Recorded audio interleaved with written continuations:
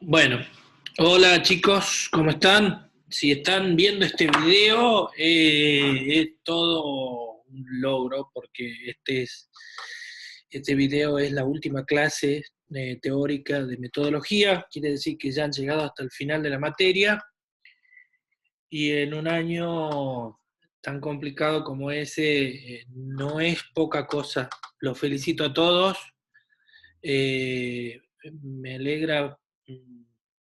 Por una parte, que dentro de un contexto tan difícil estemos llegando al final de la materia. Creo que ha sido un año complicado para todos, muy complicado para otras personas, eh, y donde muchas veces de un lado y del otro, tanto los docentes como ustedes que están tomando los cursos, nos hemos sentido por momentos superados por todo lo que está pasando, por la manera en que se han multiplicado las exigencias de trabajo y también las exigencias para ustedes como estudiantes. Eh, no hay nada más que decir, simplemente ha sido un año muy difícil, sumamente difícil para todos. De nuevo, insisto, para todos, tanto ustedes como estudiantes y nosotros como docentes, y también, por qué no decirlo, las mismas autoridades de la facultad, en medio de un caos como el que nos ha tocado vivir. No es poca cosa que estemos terminando una materia que tiene es un nivel de dificultad importante, digamos, y es difícil transmitirla a través de medios virtuales. Bueno, hecha esa pequeña digresión, les comento que esta es la última clase. Eh, la buena noticia es que esta es la unidad más fácil de todas las unidades. Digamos, terminamos con la unidad 4, que es la más liviana de todas en comparación con el resto. Es una unidad que no tiene discusiones teóricas complicadas ni conceptuales. Yo lo que voy a hacer es tomar, para que vean cómo considero que es bastante accesible, no sé si la palabra es simple, pero sí muy accesible son los contenidos de esta última unidad. He decidido hacer una sola clase con esto, y más que hablar en particular de todos los textos que no presentan mayores dificultades, he decidido dar una clase con el programa en la mano, mostrándoles la unidad y mostrándoles qué es lo que van a encontrar en cada texto y por qué está ahí.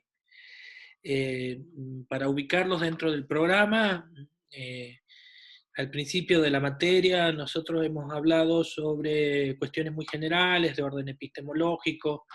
Recuerden que cuando decimos, utilizamos el término epistemológico, nos referimos a aquellas cosas que tienen que ver con la producción de conocimiento, con la definición del conocimiento científico, con las maneras de abordaje de ese conocimiento, en fin.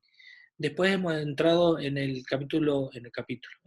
la unidad 2 hemos entrado en cuestiones más de procedimiento, cuáles son los procedimientos y las metodologías que se utilizan, digamos, eh, para abordar una investigación. En la unidad 3 hemos visto cuestiones más de orden operativo que tienen que ver fundamentalmente con cuestiones vinculadas con la recolección de datos.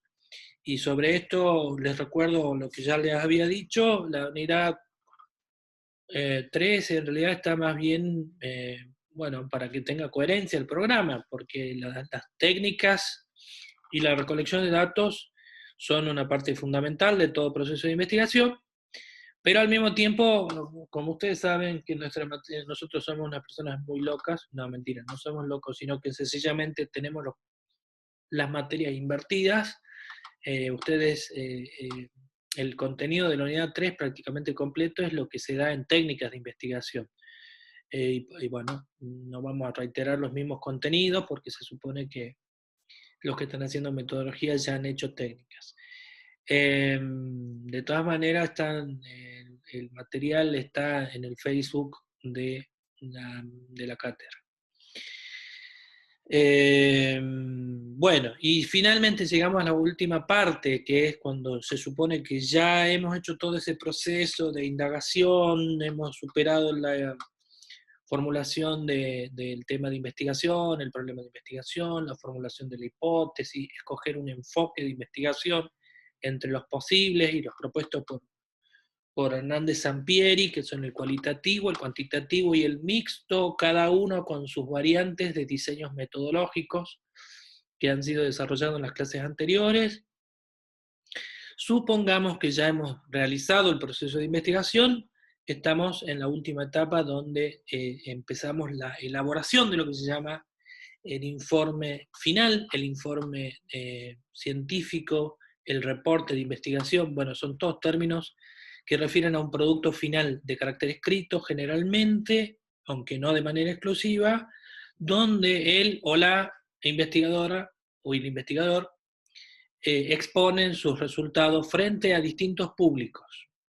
¿Por qué aclaro esto? Porque los resultados de las investigaciones no siempre tienen un mismo público como destinatario, y eso es una de las claves de redacción quizás más importantes a tener en cuenta a la hora de comenzar a redactar un informe de investigación. ¿Por qué? Porque no es lo mismo redactar un informe de investigación para colegas investigadores, por ejemplo, yo soy investigador de CONICET, y cuando publico en revistas científicas lo escribo teniendo en cuenta que son los colegas, digamos, especialistas en el tema al que yo me dedico, digamos, que van a leer ese artículo, y en contraposición, digamos, a veces escribo, qué sé yo, otros informes, por ejemplo, informes sobre investigaciones que están destinados como lectores a autoridades o a funcionarios de las áreas de gobierno provincial o nacional. Entonces utilizo otro tipo de escritura, probablemente más amigable, donde no doy por sentado que se conocen conceptos, se utiliza un tono más didáctico, en fin. Y por último, bueno, haciendo una apretadísima síntesis, digamos, de los públicos distintos que pueden haber, también he escrito notas de lo que se llama divulgación científica, que son, digamos, notas donde se exponen resultados de investigación, pero que están pensados para que pueda ser leído por cualquier persona que no tenga conocimiento específico en la materia del informe o de la investigación que se está informando a través de ese paper o de esa nota periodística. Bueno, entonces, en lo que tiene que ver con ustedes, a ustedes le va a tocar hacer por lo menos, digamos, dando por supuesto que si ustedes están haciendo metodología de la investigación, ya se han decidido para no solamente quedarse con la tecnicatura, sino concluir sus estudios de grado con la obtención de un título de licenciado. Ustedes van a tener que elaborar, hacer una investigación y elaborar un informe, al menos un informe, que es lo que se llama la tesina de grado o trabajo final.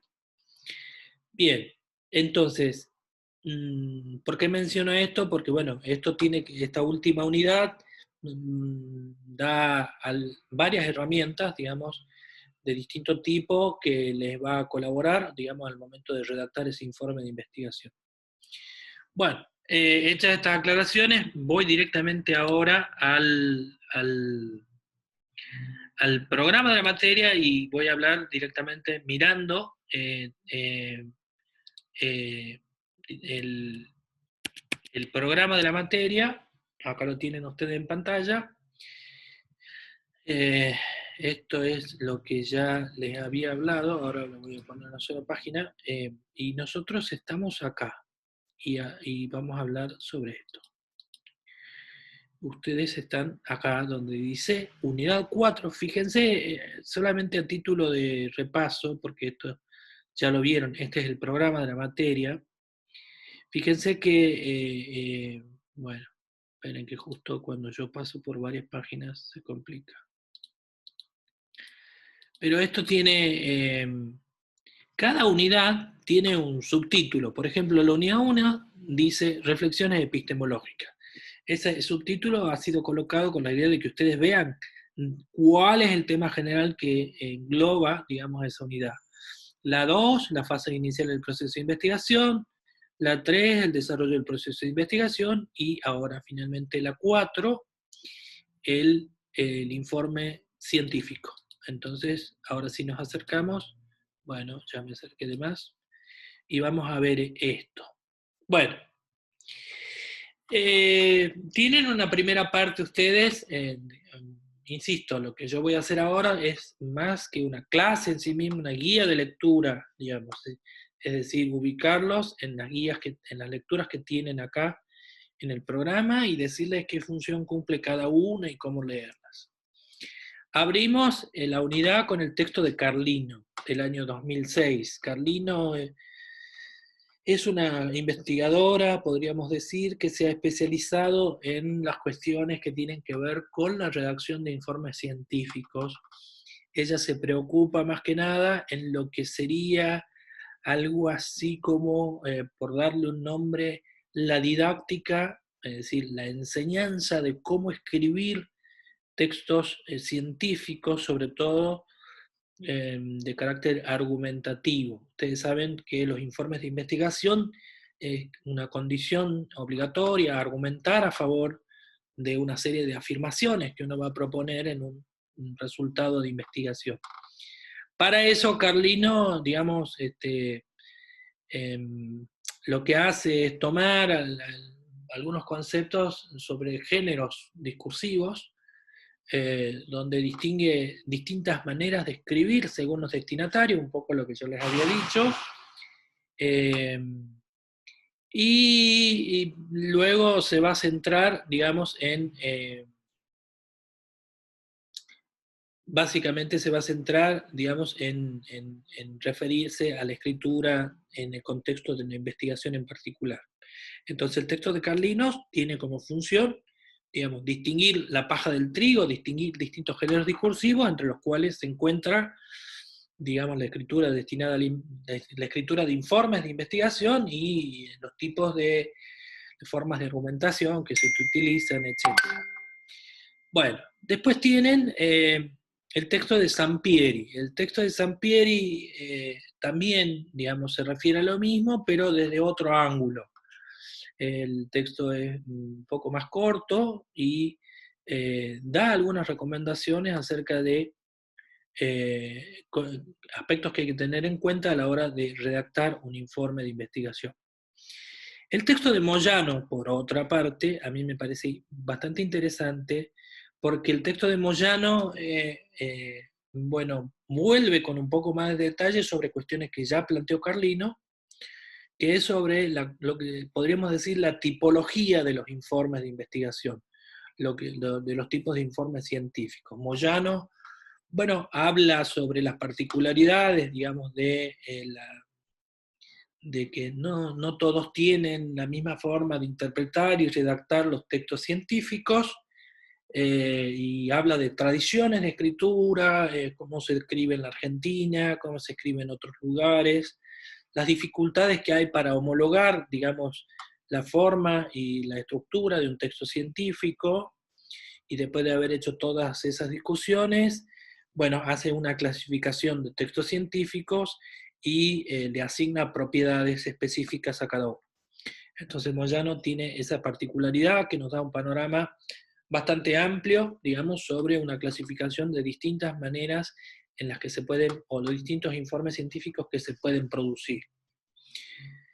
Bueno, después del texto de Moyano ya entramos en cosas más de orden técnico y de lo que se llaman cuestiones de soporte, digamos, soporte en el sentido de asistencia a la redacción de un informe de investigación, y ya para eso tenemos los textos de Casarín e Iraxtroxa y de Sarabia y Williams.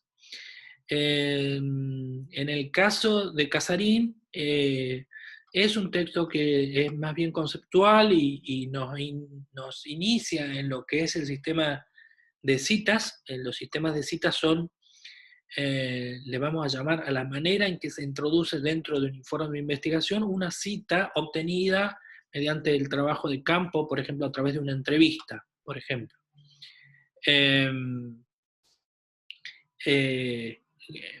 Mucho de la escritura del trabajo de redacción de un informe de investigación tiene que ver con formatos aceptados. Acá, por ejemplo, se menciona APA y MLA, etc.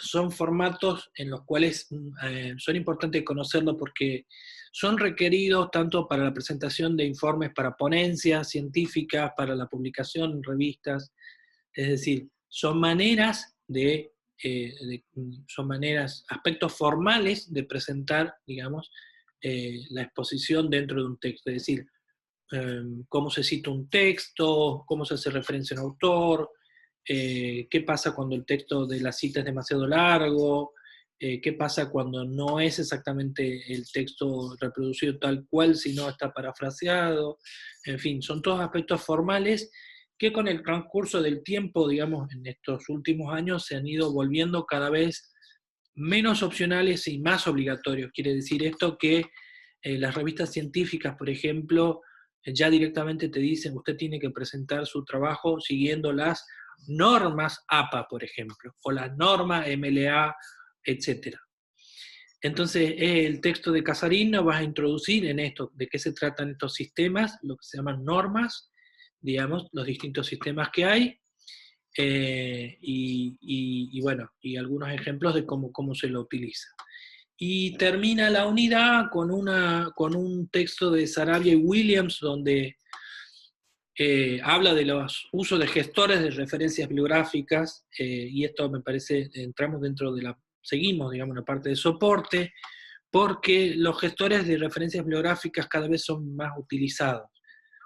De manera sintética, ¿qué es un gestor de referencia bibliográfica? Es un software que puede ser de uso local, es decir, instalado en una computadora, o un software que está inserto o incrustado en línea. Por ejemplo, recientemente la aplicación de redacción de Google, del paquete de Google, a lo que sería el equivalente de Word en Google, ha incorporado, digamos, un gestor de bibliografía para asistir, digamos, la redacción de escritura científica. ¿Para qué sirve esto? Sintéticamente, ustedes cuando están revisando el material que va a formar parte de los antecedentes y la revisión de los antecedentes y la construcción del marco teórico, van a tener muchas lecturas, van a leer muchos artículos, van a leer libros, bueno, eso espero. Pueden llegar a ser muchísimos, digamos, ustedes calculen que, no sé, por ejemplo, a ver, mi tesis doctoral tiene más de 300 citas bibliográficas, por ejemplo, algo así, un poco más quizá, no me acuerdo. Ahora, ¿cómo hacemos para no olvidarnos cada cosa que hemos citado en un proceso de investigación? ¿Sí? Y además que estén bien citados. Y además que de citados dentro del texto esté puesta la referencia al final, es decir, el listado completo de la bibliografía. Bueno, para eso sirven los gestores. Hay varios gestores.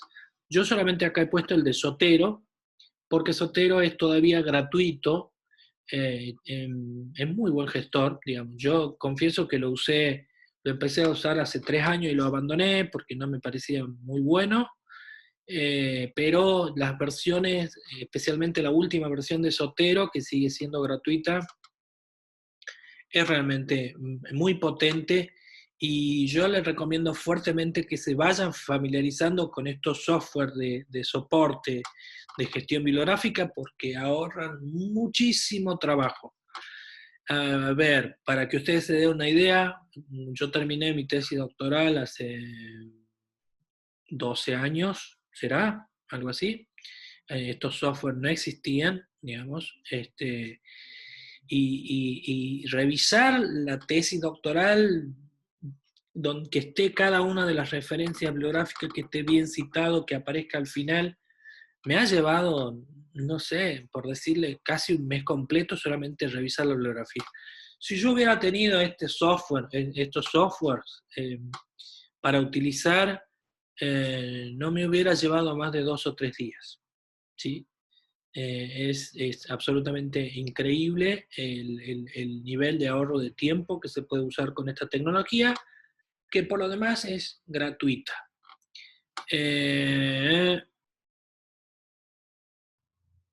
Bien. Bueno, yo diría que eso sería todo. ¿Ah? Cualquier cosa, acá estoy dudando si se grabó, parece que sigue grabando. Eh, yo diría que con eso terminamos la clase y terminamos las teóricas de la materia. Ahora voy a chequear a ver si se grabó todo. Bueno, chicos, ha sido un gusto. Lamentablemente no lo he podido tener presencialmente, pero ha sido un gusto para mí acompañarlos en este proceso y nada, les deseo el mejor de los éxitos en la continuidad de su carrera.